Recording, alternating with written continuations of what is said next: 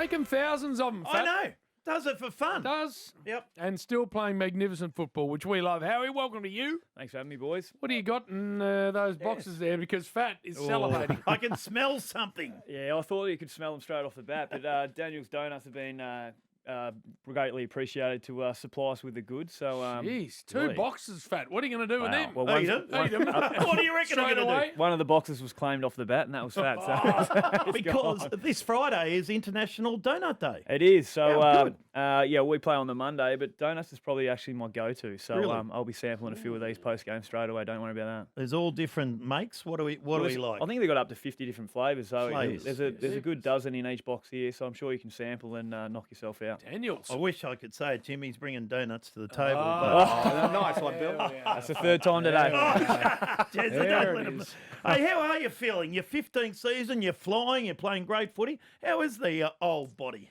Yeah, I guess for me, it's feeling all right at the moment. I've got a luxury of kind of camping out the back while the boys do their thing. Ned Long probably makes everyone's job pretty easy at the moment. But, yeah, I think I'm a bit of a product of how we're going as a side. So defensively, we're really strong. Our contest is good. And I think we're moving the ball as good as we ever have. So we're in good shape. And I'm feeling pretty good as well. Billy Frampton, so you've got some help Going back well, there. Billy. He's going beautifully. Yeah, got the big boys down there, which he's firing, so he gets to wrestle all the Grizzlies each week, and myself and Quaynor and Darcy Moore get to sit off a little bit more, but he's been brilliant. I think Isaac Quaynor's last fortnight's been special, so everyone's kind of clicking into gear at a really good stage, and the boys are playing good footy.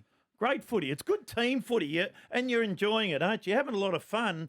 Well done, Craig McRae. Yeah, absolutely. I think, Fly's at the forefront each week. He sets up the week. There's always an enjoyment level around the joint. Our training standards are really high, which I feel like kind of feeds into the way that we play. But we feed off the defensive energy. That's what gets us going. And it's working for us at the moment, so we'll ride the momentum. How far away Jordan to go? Yeah, it's a question that comes up pretty regularly, but for him, he's progressing pretty well. I think, the luxury of ticking off wins and sitting 10-2 at the moment, you don't, the enthusiasm around trying to get back's always there, but you don't have to rush it at the moment. So, yeah, the buy's coming at a really good time. He buys in extra little couple of bits of weeks, and we'll see how he goes. But he's moving well. He's looking pretty trim at the moment. So Overseas it's travel good. ban on Geordie for You'd the hope- buy? Or You'd hope so. So I don't think he'll be going too far, but he'll get a couple of days off, no doubt. Maynard? Maynard's, yeah, he was close. I think for someone who was struggling with that foot injury for probably the best part of 18 months, it was giving him the shits there for a while. But yeah, he pretty much popped it in game, then ended up getting the end of it surgically taken out. So he was training, running around today. He'll be pushing, but we'll see how he pans out. It's a weird thing because you're actually better off popping it than you are straining it. Yeah, I feel like it's one of those. I've never been exposed to anything like that, but it's a niggling kind of pain that hangs around, and then once you kind of pop it, I think it seems to be the good thing. So if I ever start feeling it, I'll be getting myself booked in to snap it straight away. I would have thought. That. Robert Harvey jumped off the a table. to do it. It's funny that you mentioned that because he obviously gets referenced about that a lot, and he still exactly. hears from people. When the first bloke he told what he did, this bloke ended up jumping off the table and broke his ankle.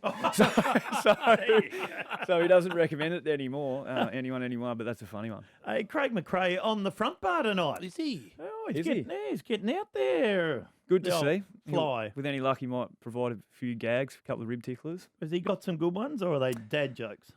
Nah, he actually balances it quite well. He's always, generally, if we've got a club function, I'm not nestled too far away from him. So he provides good stories, which is good. Hopefully he's got a couple tonight. And Billy Elliott, what a setup he is. I mean, he's been a freak all his career, but he's had back injuries and surgeries, and he hasn't been able to get up and going enough probably to really show us what he's been capable of until the last 18 months. It's just been ridiculous. Absolutely. I feel like, getting a consistent run at it definitely helps you go about it the way he has. And to his credit, he's hitting the scoreboard more than he ever has, but he's still our number one blocker off the ball. His off-ball work is through the roof. He's very selfless, and he celebrates his teammates more than anyone. So he's getting a lick at the moment, which is really good because he looks as dangerous as he ever has, and he's a nightmare to play on. Well, I was just going to say that. I love him because he plays properly. Not only is he a freakishly good player, but no bullslacking. No, a little hand no in the carry air or on something. bloody sellies or any of this crap. He's just meat and veg, and I love that about him. He saves that for training, that's why, when he does it to his teammates. But, he's great to watch. I think he's certainly taken the fans on for a ride, that's for sure, and it's great to see him do well because he gives so much to others. Why are Steele and yourself and Scotty Pendlebury, why are you playing so well? Oh, it's for us, I guess. You know, Do you do less on the track, or what do you do? How do you look after yourself? There's definitely an element of management, load management that happens. Like even myself, like I play high minutes, but then if the game's looking like it's going our way, then I predominantly sit off for the last bit. But generally Monday to Friday we get looked after pretty well. So our loads are a little bit less. Our game loads, fluctuate depending on what the game looks like, but we get managed really well, and I feel like it benefits us, especially the way that we're going at the moment. You kind of get a bit of a luxury to be able to do that. So if all the games were like the opening round against the Giants, it'd be a different story. But look, we're on a bit of a run, and they do it really well. So shout out to Jared Wade. Oh, Simon Anning is a man I know very well. He would claim full responsibility for that. He'd say he's he's the lead physio down at Collingwood. The reason why you blokes are going as well as you are, is there any truth in that? Well, you know him really well, don't you? That's exactly what he'd be doing. Yeah, Anno's a good operator. He keeps everyone healthy, which is nice. And then, hopefully he gets Geordie up and going, and away we go. Oh, yeah. Jared Wade, as in the Carlton. No? Jared Wade? No. So he's our high performance manager. But was it played at Carlton there? No. It's a different one. Oh, right then. One that's different bloke. knows high performance. What's Jared Wade doing, do you know? No idea. Jared Wade with a D. All right then. Yeah, Shut up. We'll take a break. We're just going to have a little break. On that completely incorrect note, we'll take a break. I want to ask Jeremy about Dodgers Ferry. Stand by. It's the Rush Hour on Triple M. Jeremy Howe, our very special guest in studio right now. So Jared Wade, not the Carlton. No, he's completely different. And North, of course. Speaking of Monday's King's birthday match, Neil Danaher addressed you boys today. Yeah, he did. So that's one of the great meetings that you look forward to every year. So him and Beck came in with the team, and I heard Jake Melksham speak about it in terms of captivating a group. Like he does that as soon as he walks in. The presence is enormous, and you can't help but just walk out of there, you're having a great appreciation of what you have, but then also the inspiration that he has. Like, I think 27 months is the average of what the Beast can do to people, and he's in his 11th year. Exactly. So I was like, and then we're fortunate enough to also have Pat, which is Fly's brother-in-law, come in. We had him in 2023 when he was diagnosed, but he came in and spoke to us again today, and it's just an incredible thing. You just want to kind of almost go home and hug your family, to be honest. It's what it does, and not to the ones that just are affected, but the families as well. They're incredible people. We're fortunate enough to be able to speak to them and get them involved, but the game will certainly be bigger than that's for sure. Bloody oath. That is fantastic. How have you only taken one mark of the year? How does that happen? Like, you've bloody taken 30 that I can remember. Only one? That are marks of the year. How's that only happened once? Well, they let the public vote for it. That's what happens. Yeah, right. Well, I would have thought at Collingwood, exactly. you would have been a shoo-in. Yeah, that's a good point. But, I don't know. I think the year that I got robbed, Brodie Grundy was in the top 3 as well. So he took votes off me. And you were, and his was no good. Melbourne. Who won it that year? I was at Collingwood. Joe Danaher, 2017. Oh, so, come on, Joey. Speaking of that, 100 games at Melbourne, and now about 163 at Collingwood. Has there been another player that play 100 at Melbourne and 100 at Collingwood? Yeah, I'm not sure. To be fair, I'm not really sure what the stats would be, but I was fortunate enough to play 100 on the dot. So my last game, I kind of knew it was going to be my last game, but and then fortunate enough being able to play 150 odd at the Pies as well. So we looked it up. I don't think there is, Jim. It's a bloody good effort. Bloody good effort. Great effort, that. You're a good Tassie boy from Dodgers Ferry. What? Dodgers Ferry. That's the name of the joint. You'd fit in well down there. So if we had a map of Tassie here, right? Thank you, Bill. Where would it be on the map? Seriously. About half hour southeast of Hobart. Yes. So, nice little coastal town. On the coast, they're beautiful. I just spent a weekend down in Cygnet. Right. And that was beautiful. Yeah. So, where is that from? Yeah, so they used to be in the league, so in the SFL, so Dodgers Ferry used to play against Cygnet, and they were a genuine powerhouse when I was playing. Beautiful ground. The ground was unbelievable. More often than not, it was still under fog halfway through the twos. But I was playing seniors at that stage when I was about 15, so I was lucky enough to get the sunshine. But listen, dude, playing seniors. I'm telling you, it was freezing. Oh, it is down there.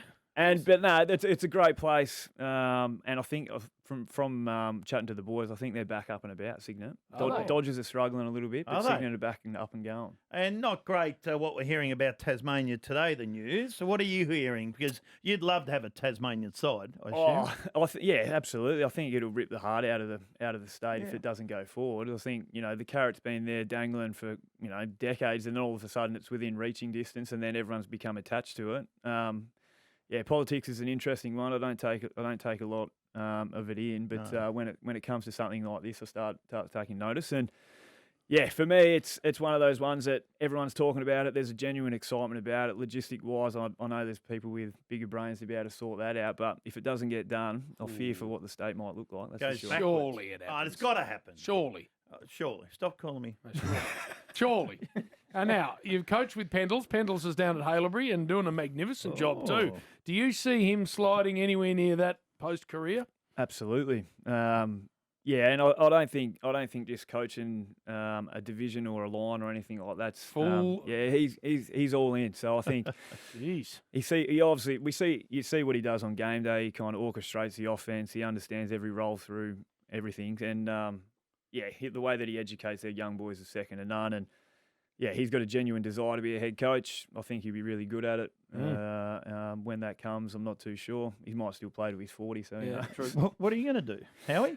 I'll probably go back and flicking a few wires around as an electrician. Nah, I don't know. No, there's a desire there to coach as well. I did my level 3 coaches course with Pendles a few years ago, which was really good. If you're lucky enough to play for a fair while, you feel like you're almost fall into that, educating the young guys, teaching them while they're coming through. So genuine interest there. We'll see how we go in terms of playing. But well, speaking of on-field.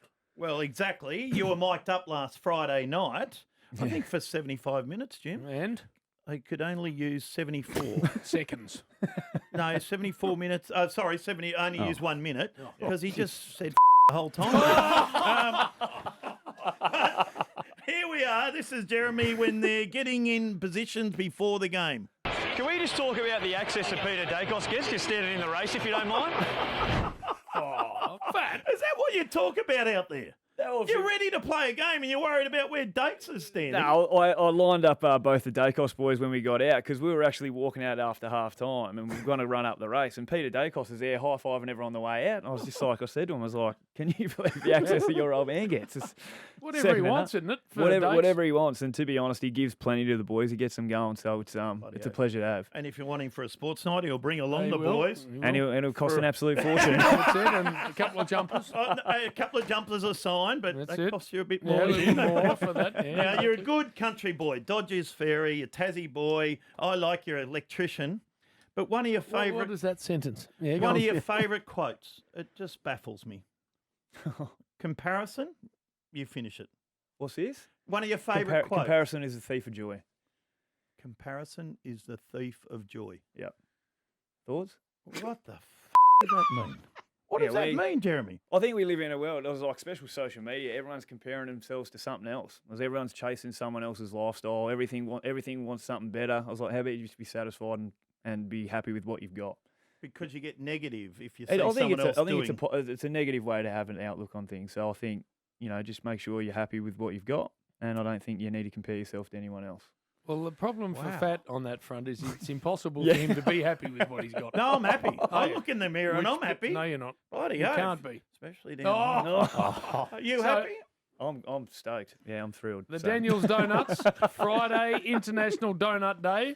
What sort of flavours have we got in there? Well, there's 75 different flavours, isn't there? 50. Oh, only 50. Fat, not 75. There's 75 if you want to mix them up. What do you got? Well, this one, look at that. Beautiful. This one. We're talking radio here, Fat, so you're going to have to tell us what. That's a nice one. That's a nice one. That's I've been enjoying this. And then this is a milk coffee one. You don't just put taking a bite out of. What? And I'll have to say, the Biscoff's my favourite, so have a crack at that. This one, the Biscoff? That's the one. Have a crack. That's the Biscoff one. He's literally just slaughtered 3 different donuts. So what's going to happen to them now? No one's going to be able to eat them. No, I'm cutting them in half. Cut them in half, Jim. Some of them Thank you to Daniels. Thank you, Jeremy. Keep up the good form. Howie, good luck on King's birthday. It's a massive day. The Big Freeze 11, of course, at the G is going to be happening 3:20 the game, and pies are going beautifully. So well done on all of that. Cheers, lads. Thanks for having me. Bloody beautiful. Triple M.